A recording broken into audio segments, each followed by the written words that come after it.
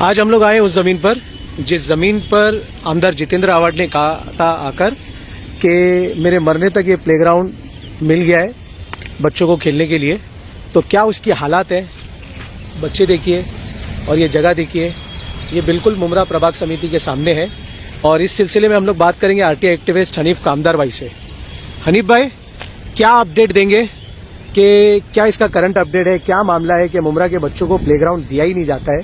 आज सालों से, आज लगभग 20 साल हो गए, एक भी बच्चों के लिए शहर में प्लेग्राउंड नहीं है। क्या कहेंगे आप? अस्सलाम वालेकुम। मैं इसके ताल्लुक से बहुत अच्छी बात लोगों तक बताना चाहता हूँ। लोग इसके ऊपर गौर करें। सबको याद होगा कि जितेंद्र आव्हाड साहब इस ज़मीन पे आए थे और ये ज़मीन ठीक मुमरा प्रभाग समिति के कार्यालय के सामने है। नाइस वर्ल्ड जो कंस्ट्रक्शन बन रहा है और एमएमएलई की जो बिल्डिंग है बिल्कुल उसको लग के ही ये ज़मीन है। और ये ज़मीन के ऊपर आरजी का रिजर्वेशन है। आरजी बोले तो क्या है? आरजी के अंदर 3 चीज़ें आती है। एक तो खेल का मैदान मिलता है, एक गार्डन मिलता है और एक मनोरंजन के लिए मैदान मिलता है जिसमें नाना नानी पार्क और दूसरी जो खेल कूद के लिए सुविधाएं होती है और तफरी के लिए जो सुविधाएं होती है वो सारी चीज़ें आरजी के अंदर आती है। तो आरजी के अंदर ये जब जमीन रिजर्वेशन महानगर पालिका की तरफ से मुमरा कौसा के लोगों के लिए थी, तो ये ज़मीन के ऊपर जितेंद्र आव्हाड साहब जब आए थे तो उन्होंने कहा था कि मेरे मरने तक यहाँ पे आप खेल सकते हो, अब इससे यहाँ से आपको कोई नहीं हटा सकता। तो मेरा जितेंद्र आव्हाड साहब से यही क्वेश्चन है कि आपने ही पोस्ट ऑफिस की ज़मीन पे एमएलए के इलेक्शन के वक्त आपने जाके बोला था कि आप मुमरा की कोई भी रिजर्वेशन ज़मीन नहीं जा सकते। तो अब सवाल ये खड़ा होता है कि जब एक तरफ आप ऐसा बोलते हो और दूसरी तरफ बताते हो कि ये ज़मीन आपको प्लेग्राउंड के लिए मिल चुकी है, आप हमेशा खेल सकते हो इसके ऊपर, अब इसके अंदर से आप इसके इधर से आपको कोई नहीं हटा सकता, कोई रोक नहीं सकता। लेकिन ताज्जुब की बात है कि 2024 में महानगर पालिका नोटिफिकेशन निकालती है डीपी प्लान चेंज करने का और उस डीपी प्लान चेंज करने के वक्त जगह मालिक जो है रिजर्वेशन हटाने के लिए गुजारिश करता है। ये ज़मीन का जो मालिक है मौजे सोनखार, सर्वे नंबर है 55 56 57 59 61, ये ज़मीन के ये सर्वे नंबर है। अब ये ज़मीन पे से जब रिजर्वेशन हटाने की वो मांग करता है तो यहाँ पे सवाल ये खड़ा होता है कि जितेंद्र आव्हाड साहब और यहाँ के दूसरे जो नेता है उन्होंने कभी ये रिजर्वेशन हमारे लिए रहवे और उसका ऑब्जेक्शन जो है वो खारिज हो जाए, इसके लिए कभी काम नहीं किया। तो इससे साफ जाहिर होता है कि मुमरा कौसा के लोगों के हक का जो रिजर्वेशन है वो एक तरीके से खत्म करने का काम किया गया है। अब आपको बता दूं कि 2025 में जब ये रिजर्वेशन हटाने के लिए मांग की गई जमीन मालिक की तरफ से, तो ये जमीन पे से रिजर्वेशन हटाने का महानगर पालिका के विकास नियोजन समिति ने इसका काम किया। तो इसके तहत हमने ये रिजर्वेशन कायम रखने के लिए महाराष्ट्र शासन को 350 एप्लीकेशन मुमरा कौसा की जनता की तरफ से दी ताकि मुमरा कौसा की जनता को एक अच्छा गार्डन और एक अच्छा प्लेग्राउंड मिल जाए। हनीफ भाई, ये जो आपने कहा कि 350 अर्जी आपने प्लेग्राउंड के ताल्लुक से शहर के बच्चों के लिए, शहर की भलाई के लिए दी, जो कि आज तक एक भी प्लेग्राउंड नहीं है जी। तो ये अर्जी आपने कहाँ दी थी? ये हमने महाराष्ट्र शासन के 6 विभाग में दी है।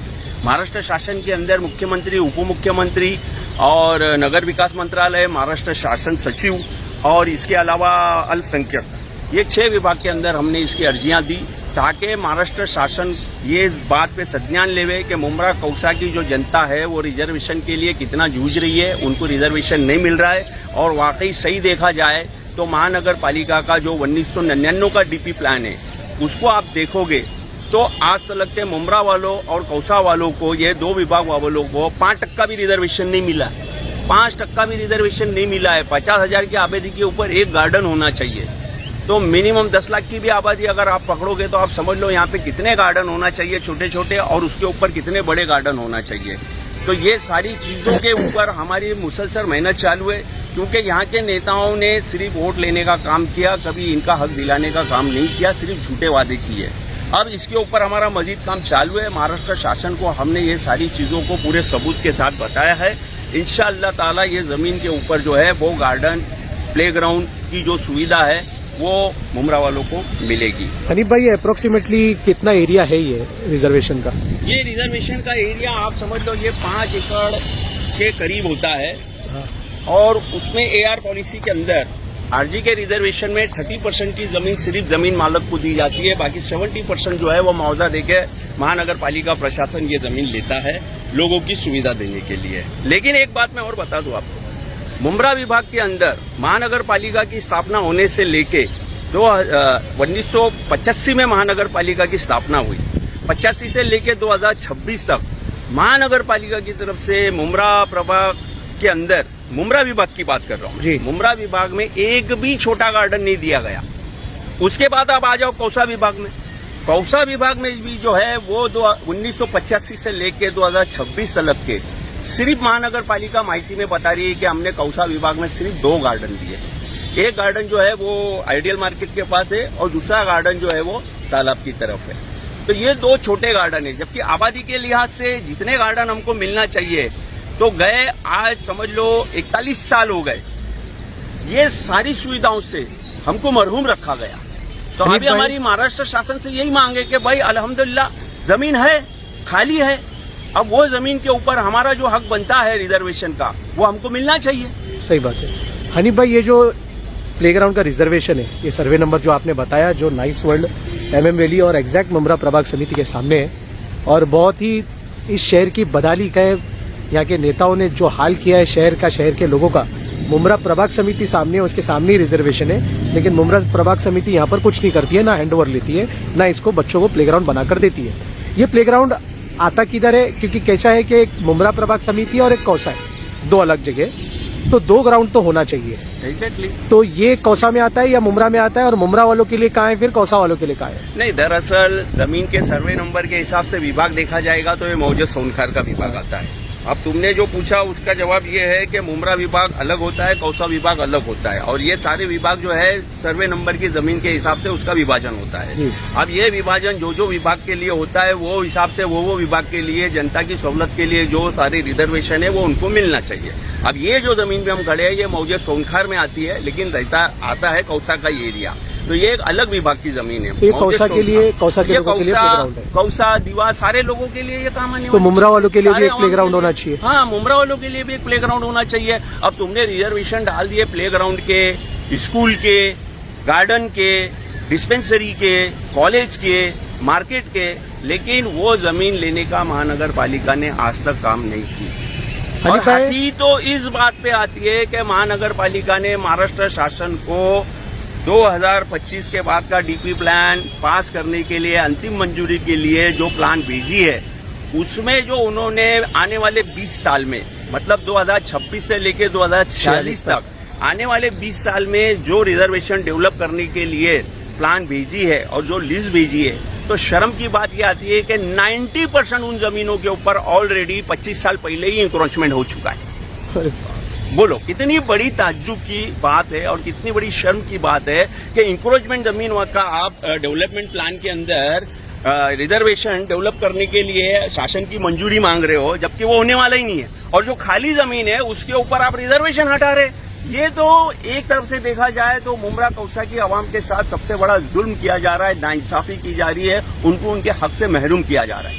हनीफ भाई, कलवा में प्लेग्राउंड दे दिया गया है जी, अच्छे प्लेग्राउंड है, बच्चे भी अच्छे से खेल रहे कर रहे हैं बराबर, और कलवा में निधि आती है, मुंब्रा में निधि नहीं आती है, बोला एक ही जाता है हमारे पास निधि नहीं है। आप यहाँ के आमदार जो महाराष्ट्र और सेंटर में सरकार में रहे, यहाँ के वोटों से, और 2 बार मंत्री रहे और अभी भी आमदार है, और विरोधी पक्ष नेता उनका है, उनके नगर सेवक है, और यहाँ के जो नगर सेवक है, ऑपोजिशन के जो नगर सेवक है, जो मुंब्रा को रिप्रेजेंट कर रहे हैं, मुंब्रा कौसा को TMC में, तो आमदार, विरोधी पक्ष नेता, इन तमाम नगर सेवकों से क्या अपील करोगे? भाई, मैं इन सब लोगों से यही अपील करूंगा कि मुंब्रा वालों की जो हक की जमीन है, जो हक के रिजर्वेशन है, वो उनको दिलाने के लिए आवाज उठाए महासभा से लेके महाराष्ट्र शासन तक, ताकि मुंब्रा वालों को जो है एक तरीके से अन्याय करके उनके ऊपर उनकी रिजर्वेशनों की जमीनों का जो बंदरबाट किया जा रहा है वो ना।